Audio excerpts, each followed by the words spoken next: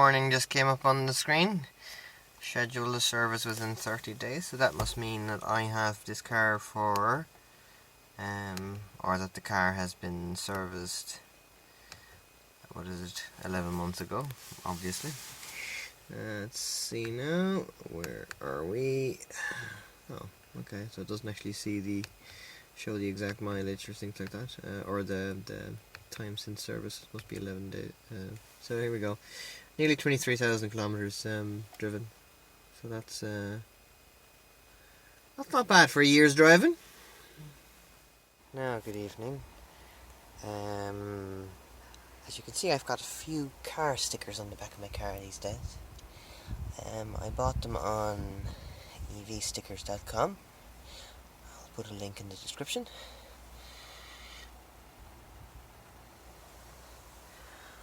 They kindly actually gave me this one, or no, actually I ordered this one and that one, and they gave me that one plus two smaller ones for free. I really like the 100% electric one because obviously it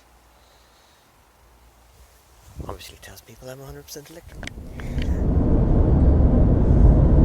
Good morning, folks.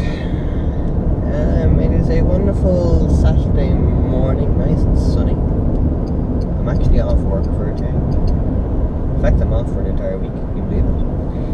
Anyway, I am on my way to a EV gathering of EV owners and people interested in becoming EV owners. But I'm taking a slight detour. People who've been watching this series might remember my third episode. I decided to do a first long distance journey, and the idea was to get to Missing Head, but that went terribly wrong. And I ended up going to Bantry and then sort of nearly running out of battery in West Cork. The first problem on that day started when I wanted to charge in Macroom. Now, I haven't actually been back since, but I'm going to go back now. It's been probably about 10 months since I've been there. In the meantime, they've done software upgrades and maintenance and all sorts of things on that charger. So I'm going to see whether or not I can actually get a successful charge from it. One of the reasons why I want to actually see if it works is because I want to actually redo my trip to West Cork. But I will actually try and get a charge from Macroom again this time, hopefully be successful. Macroom is a bit of an odd point, and odd I mean it's a little bit isolated. It's literally the only charger in about a 30 kilometer radius. So if you're counting on it working, it better work, because if you drive up to it with only 10 kilometers left on your range and it isn't working, you are in some serious trouble. So I am not counting on it. I am literally only taking basically a detour to our meeting spot in Cork. Why would you do such a thing? I don't know. Just feel like it. I enjoy driving my car. What else can I say? So we're going to go to Macroom. It'll take me another 45 minutes or so to get there. Then we are going to Gargaline for the EV gathering, as I said. And that should be a wonderful conclusion of the day. Now, in order to get to Macroom, I put in an eco route, trying to conserve as much energy as possible, because I don't want to end up, in case it doesn't work, I will drive on to Cork City and charge there. But that is, of course, assuming I actually have enough battery power to get to Cork City.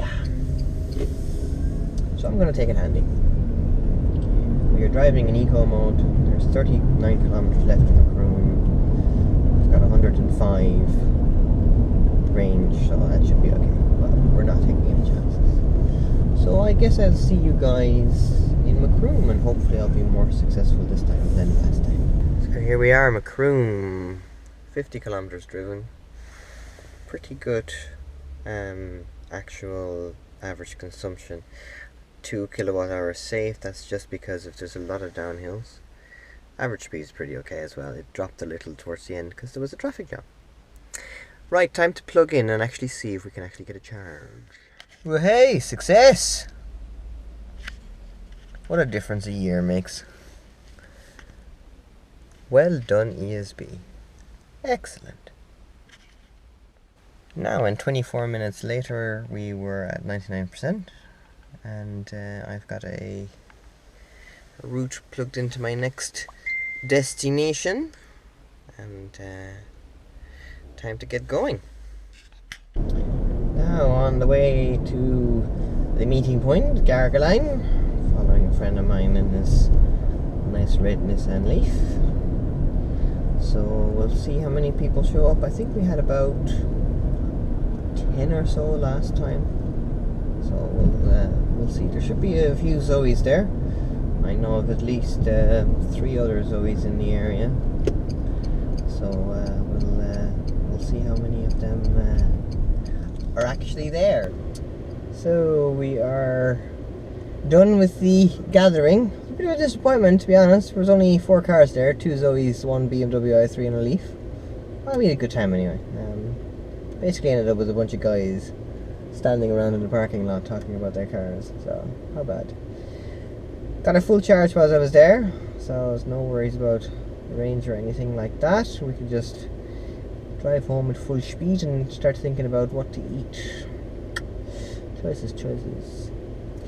So basically what the highlight of the day is that Macroom actually works, which is good because I actually want to redo my drive up to West Cork and actually see if I can visit Misson Head, which is where I wanted to go last time, and it actually ended up not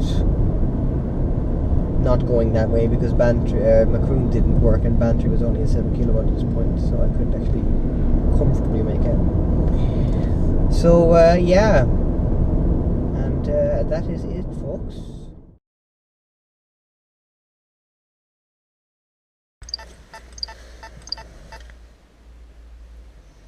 Okay, that's not good. That's not working. And the other one has been vandalised. That's in the town. So we're currently waiting to be collected by a flatbed recovery truck. We're in Newcastle West, in case people didn't recognise it. Basically what happened is we went up to my my in-laws and came back down. I had about 10 kilometers left by the time I came down here, which would have been fine, except for the fact that this charge point isn't working. It ended a bit abruptly earlier today on the way up.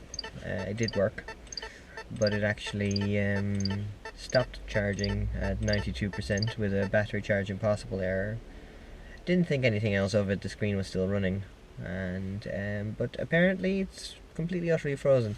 They can do a remote reset, and as I said, the other one in the town is vandalized, so we are stuck. Been waiting here now for about a half an hour, I'd say. So we're hoping to get collected within the next half an hour, but we'll see.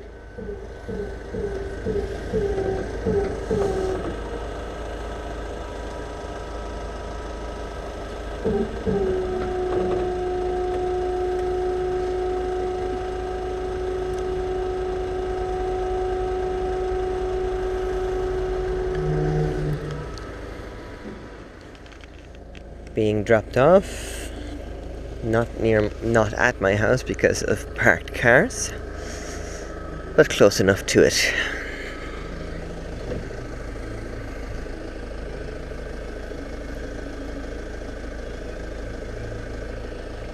Now when we are back home, time to plug in and start charging. What a night. I suppose it wasn't too bad. We're only about an hour and a half late. Right, good morning. It is the day after the night before, as they say. What you saw a little earlier was the result of an unfortunate series of events. We were going up to my in-laws, just a little recap basically of what happened. We were going to my in-laws, and I started going through Newcastle West. It's a fairly routine journey. I go up, charge in Newcastle West for about 20 minutes on the way in, and about 20 minutes on the way out. No problems. We did an extra little trip in the meantime. I took my mother-in-law to the nursing home where my father-in-law is staying, and back again, which was an extra journey which we normally don't really do. As a result, the range was running a bit low. When we left my mother-in-law's house, we had 55 kilometres of range left, and it was 49 or 48 to the charger, so there was 7 kilometres of a difference. So I knew it was going to be tight. Now, I wanted to see whether or not I could actually make it. And the plus side is, yes, I made it. I had 10 kilometres left on my range. I was down to 8%, I think. So it hadn't even started actually alarming. And the problem is that on the way up, the charger cut out at 92%. And the dashboard flashed up a battery charge impossible error, so something obviously went wrong inside the charger. I didn't restart the charge, nor did I actually see what was going on. The screen allowed me to stop the charge, so I didn't think anything else of it. So I just continued on my journey, and on the way back I knew that if that particular charger was out, there was another charger in town. We would be fine. Arrived to find that the 43 kilowatt charger was indeed offline. Moved to the 22 kilowatt charger only to find that it had been vandalized. It was what was it called, an EVO model, and they have a flap on either side where the actual plug is. When you swipe your card, it actually opens the flap on a magnetic lock, and by the looks of it, some people managed to break off both sides of the charger, and so that it was well out of action. A restart had no effect. They couldn't restart it. They couldn't remotely check it. The same with the fast charger. Remote restart couldn't do it. So we were stuck. The nearest chargers after that were about 20 kilometers away, and I only had about 10. So I rang ESB twice. The engineer was quite quick to ring me back, and he basically said that, look, I'm in Dublin, and it will probably take me 3 hours to get there, which would have been midnight. So I said, okay, Grant, I'll see if I can find an alternative way of getting home. If I had a granny cable, that petrol station where I was at would have had a 16 amp socket where I would have been able to plug in for about an hour and make it home on my own power. But as it so happens, I don't have a granny cable, and I rang the breakdown assist, the Renault recovery service, which you get with your battery lease, and which number is in your windowsill, or at least mine. After taking down some details, name, address, car registration number, and VIN, the vehicle identification number, they all wanted it as well. Now, I tried to get it out of the R-Link, but as it so happens, my wife was on a phone call to her brother, and the moment I turned the R-Link on, her phone went on Bluetooth, which she also had turned on, and all of a sudden we heard her phone call coming through the speakers. So that was a no-go. I couldn't actually get the VIN out of the R-Link. So I had to get it out at the car, and it is actually written, I'm not sure if you can see it, it is actually written on that sticker on the inside of the door. So, if you're actually ever stuck, thankfully now this particular recovery service came to us within the hour. I think I rang them around 8:10 and they were there before 9 o'clock. And we were home shortly after 10. They gave me the option to take me to the nearest charge point, which probably would have been,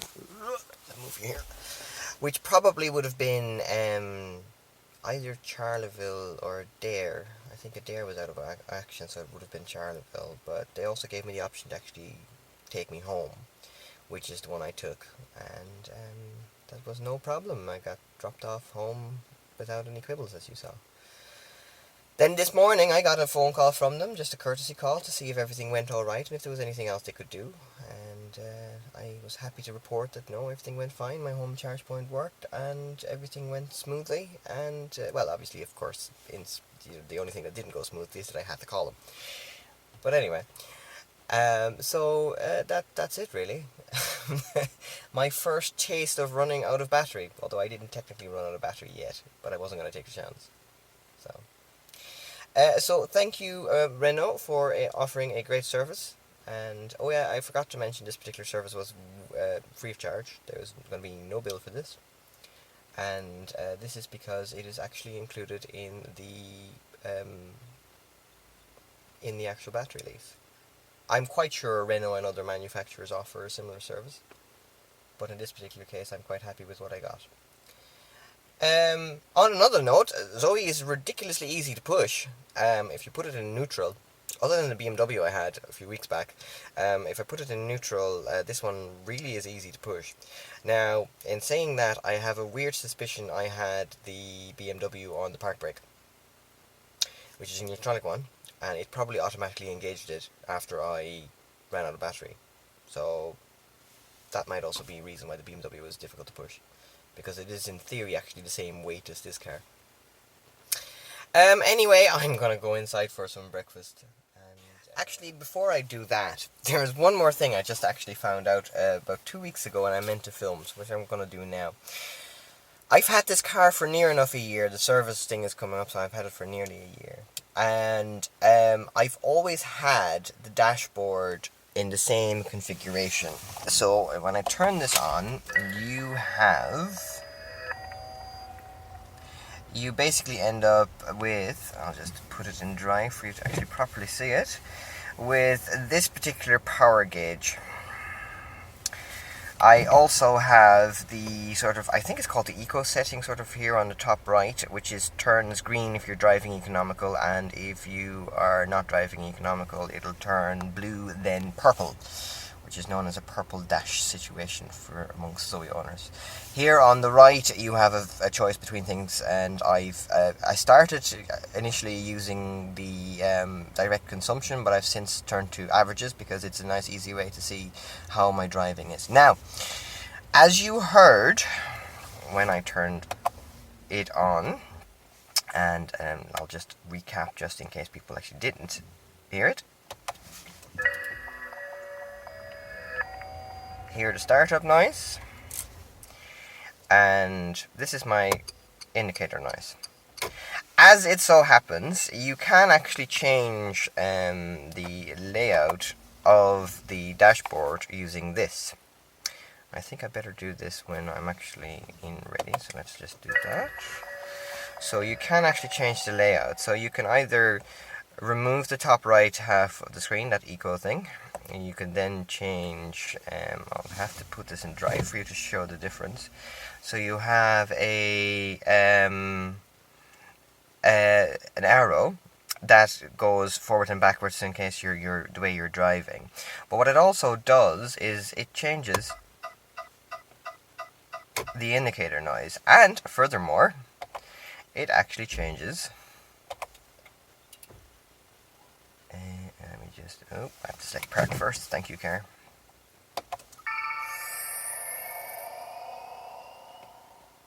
It changes the startup noise. As it so happens, you actually have 3 different versions. So you have the first one I had, this one, and then you have, so you can either have it with or without the eco screen.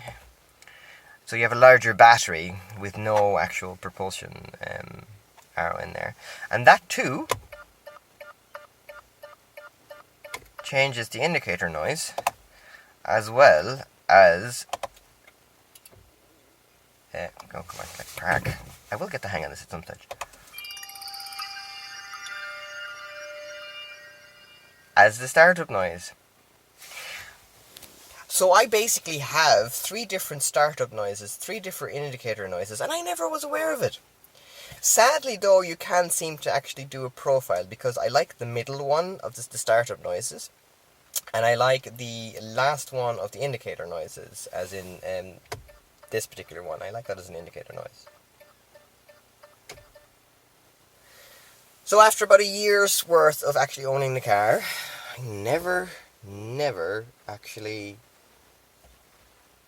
figured this out. I've never come across it. It is actually sad that Renault doesn't allow you to select a profile, as in a startup noise, indicator noise, as well as a dashboard layout. So you basically have just, these are your 3 settings, take them or leave them.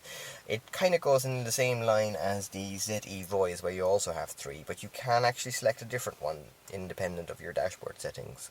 So it would be nice, or it would be an idea for Zoe 2 to actually have a profile selection in. You could probably program that into the R-Link to say, startup noise 1, indicator noise 2, and ZE Voice noise number 3. If any of the designers is watching this, this would be a good one to have, because you can personalize the startup of your car. Right, okay. Better turn the car back off before I actually go inside. Right, see you guys later. Hello, everyone. I'm on my way to a Irish EV Owners Association outing on I have to be honest, a miserable Sunday morning. We are going to the Eco Village in North County Tipperary, in a town called, if I'm pronouncing this completely wrong, Cloughjordan. Anyway, basically it's an eco village, so it'll be very interesting to actually see what it actually is. I didn't even research it prior to actually going, but we should have about 25 to 30 people there, and about 15 EVs, I think, thereabouts. So it should be a good day anyway. Sadly, the weather is, as you can probably tell by the greenness outside, the weather is typically Irish, as in changeable as hell. We had some sunshine this morning, then clouds, then rain, and I think we're going back to the grey now. So anyway, it's not too far away from Mallow, this particular eco village. It is about 125 kilometers. Now I have decided to make a bit of a circle, as in I'm going in via the motorway and basically via Cashel, that direction, and then going back via Nina, Limerick, Charleville this way. So I'll end up with a nice circle. The reason I am doing that is not because it's the shortest route, it's because I actually want to have a peek at the charging station in Cashel. Now, if you remember back, I think it is January, February time, on my way up to Dublin to go to Holland, the charging station at Cashel had just been repaired and updated, so a new version of software, that kind of stuff, and it ended up giving me a battery charge impossible error. I called that in and I continued my journey, and at that stage it was marked offline on the map, and it has been offline on the map since, which is about 9 months, which of course is a little bit ridiculously long. So I actually want to go and see whether or not they did something to it, and I just forgot to update the map. Since there's not too many Zoes around, the AC doesn't really get used, let alone checked. So I wouldn't be surprised if I see a load of cobwebs on the plug. And yeah. So I'm on my way to Car at the moment, where there's a 22 kilowatt charger. I will charge up to full over there, and then so I don't have to count on the charging Cashel to be working. Now, since we're going to an eco village, of course the eco village actually has a charge point, but again, I'm not going to count on that, since I'm probably not going to be the only one actually wanting to charge there. So yeah, so that is the plan. I'm expecting Car to be pretty uneventful. That's been a fairly reliable charger there. Of course, if worse comes to the worst and I don't find that car is actually working, I'll just have to drive a bit further north to Urlingford, but it should all be fine. So I shall see you guys there. Well, we are charging, so the AC does work. Interesting. They better actually adjust that on the map. It's good, by the way. The other thing they did, they actually painted it. Brilliant.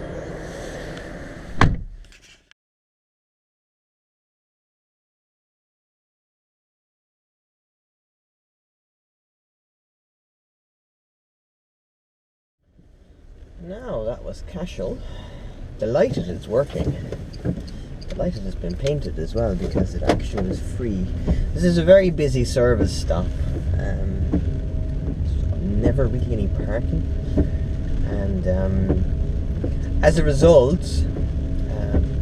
it was always just a gamble to see whether or not the space was free.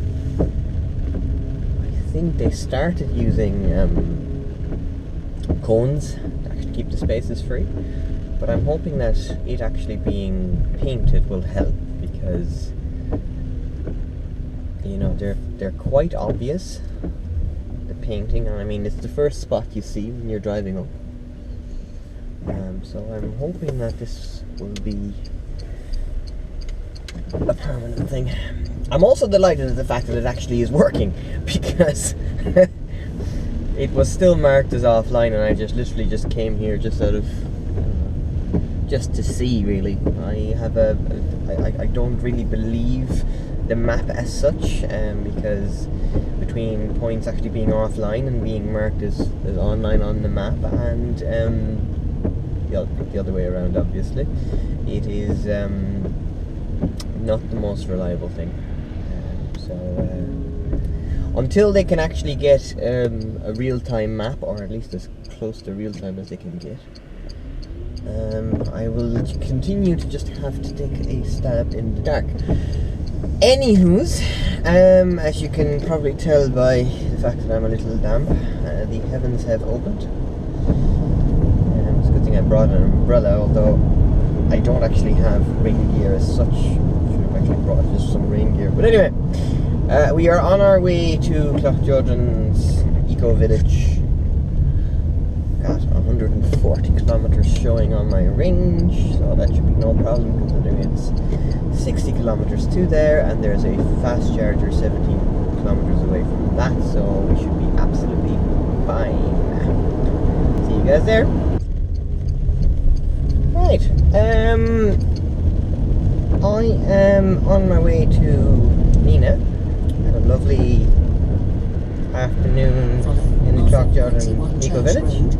For 14 kilometers. Thank you very much.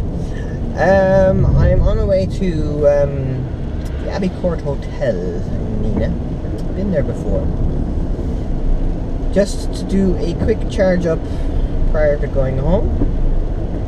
It is probably about 120 to 130 kilometers to my house, which I should be able to do on a full charge, but I actually haven't, I don't have a full charge. I've got about 55%, and I have about 80 kilometers showing on my range. So we're going to have to do a top up, and the most convenient one is Nina. If needs be, if I'm stuck or anything like that, there is chargers in Charleville which I can use, but I should be able to make it home. So we'll see you guys in Abbey Court. Nina, and interestingly, it doesn't allow me an option to go back to the main menu without stopping the charge for this leaf, which is a wee bit annoying, obviously, because I would like to charge and I would like to actually get going. Interesting. We're charging, we've been charging for a while now, 19 minutes as you can see. Interestingly, it doesn't allow to go to the main menu, so we can use the DC or the AC simultaneously. That's interesting now. Anyway, we're back up to, I think it's 96, 97% or something like that, which should be enough to get home. 97. So I think it's time to unplug and head on home. There are 138 kilometers showing, and I think it's about 120 something to home. So I'm not entirely convinced yet if I'll make it, but I can charge in Charleville should I require. Right, we are... where am I? Near Croom, County Limerick. On my way towards home in Charleville. Now, when you leave Nina towards Limerick, there's a huge climb followed by a fairly small descent, and that drained probably a little more battery than I'd like. I had about a 30 kilometer difference on the plus. I'm now 4 kilometers short on my estimated range and my remaining distance. Now, that is gaining, as in the highest I've seen it as a deficit, I think it was minus 10, so minus 4, so I am clawing bits back because I've slowed down, and it's a slower road, it's an end road instead of a motorway. So, I don't know, we'll see what happens when we're actually in Charleville, but I have a feeling I'll probably chance it and go all the way home. See how far I get. Right, as the daylight is leaving, I hope you guys can still see me. I'm just driving out of Charleville. My range is telling me 32 kilometers. Remaining distance 28, so I'm on plus 4. The rest of the journey is more or less either level or downhill, so you know what, I am going to chance it. We'll see how much I have left by the time I get home. I have a feeling it'll be in the single percentage types. But it should be alright. Yeah, we'll see what happens. I've been limiting my speed to about 82 on this 100 kilometer an hour road. Unsure why 82, why 80 wasn't sufficient, or 85. Don't know. Anyway, so we'll see whether or not we'll actually make it. Satnav seems to be convinced I'll make it. I am now just about to drive into Butterfant. I've got 20 kilometers left until I'm home, and 27 on my estimate range. So that seems to be all in order. Right. As I'm impatiently waiting for the roadworks in Butterfant, my range difference has gone to plus 10. So I've got 24 kilometers estimate range and 14 kilometers left to home. That's great. So another question is, I've got 10 extra kilometers. Will I go into Mallow and grab something to eat? Because I'm absolutely starving. It is 20 to 8. Food was lovely, but I just didn't have enough. So I should have eaten more. The actual eating is the bottom line of this. I'll think about something. Now, and I'm in Mallow. I've 2.5 kilometers left till home, and guess how much my estimate range is? 17 kilometers. I don't even have an alarm light showing at the moment. So much for, being at minus 4 kilometers at some stage. It just goes to show that having a nice long downhill really helps the old range. Some local knowledge helps as well, knowing that the actual rest of the journey will actually be mostly downhill. It kind of helps. Anywho's, so that was Clough Jordan. Eco Village was really nice. Thoroughly enjoyed it. It's a shame the weather wasn't, better, but believe it or not, our tour was actually completely dry, and we managed to walk around. I had my umbrella and everything with me. Didn't need it. It's great. It's good to see familiar faces and to meet a few new people, and it was brilliant. Looking forward to the next outing. apparently there's going to be a treasure hunt in Dublin sometime next month, I think she said October. So that'll be very, very interesting.